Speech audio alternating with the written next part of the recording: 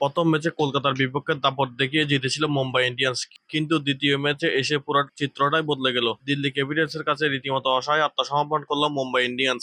Match চলাকালীন সময়ে রাশিদ মালিঙ্গার মুখ দেখে যেন এটা স্পষ্ট বোঝা যাচ্ছিল, তিনি এমন ভাবে হতাশ হয়ে বসেছিলেন, দেখে বোঝা যাচ্ছিল এই হার তাদের কতটা কষ্ট দিয়েছে। এই হারের পিছনে সবচেয়ে বড় কারণ হচ্ছে ব্যাটিং ব্যর্থতা। রোহিত শর্মা 35 রানে দুর্দান্ত একটি ইনিংস খেললেও অন্য প্রান্তে কেউ তাকে সাপোর্ট দিতে পারেনি। মাত্র 18 রানের মধ্যে পড়েছে তাদের গুরুত্বপূর্ণ দুইটি উইকেট। এরপর সূর্যকুমার, রোহিত শর্মা গড়েন দুর্দান্ত একটি জুটি, কিন্তু রোহিত শর্মা উইকেট হয়ে যাওয়ার পর চাপের মুখে পড়ে যায় মুম্বাই ইন্ডিয়ান্স। শেষ পর্যন্ত নির্ধারিত 20 ওভারে 6 উইকেট হারিয়ে সংগ্রহ করে 162 রান। 163 রানের লক্ষ্য তারা করতে নেমে শুরুতে ধাক্কা খায় দিল্লি ক্যাপিটালস। মাত্র 7 রানের মধ্যে হারিয়ে ফেলে তাদের গুরুত্বপূর্ণ দুইটি উইকেট। কিন্তু এর পরপরই ম্যাচের মোড় ঘুরিয়ে দেন ইম্প্যাক্ট প্লেয়ার হিসেবে মাঠে নামা সামির রেজভি, আর নেমে বদলে দেন ম্যাচের পুরো চিত্র। এর আগের ম্যাচে 70 রানের একটি দুর্দান্ত ইনিংস খেলেন, এবার খেলেন 90 রানের ম্যাচ জেতানো এক ইনিংস। তার ব্যাটিং এর সামনে একেবারে অসহায় হয়ে পড়েছিল মুম্বাই ইন্ডিয়ান্সের বোলাররা। তিনি যখন আউট হয়ে ফিরে যান, তখন জয়ের জন্য প্রয়োজন ছিল 15 বলে মাত্র 5 রান। শেষ কাজটা সম্পন্ন করেন ডেভিড মিলার, আর এতে 6 উইকেটে বিশাল ব্যবধানে জয় পায় দিল্লি ক্যাপিটালস। প্রথম ম্যাচে যেভাবে রাজত্ব করেছিল মুম্বাই ইন্ডিয়ান্স, দ্বিতীয় ম্যাচে ঠিক ততটা লজ্জাজনক ভাবে হারলো তারা।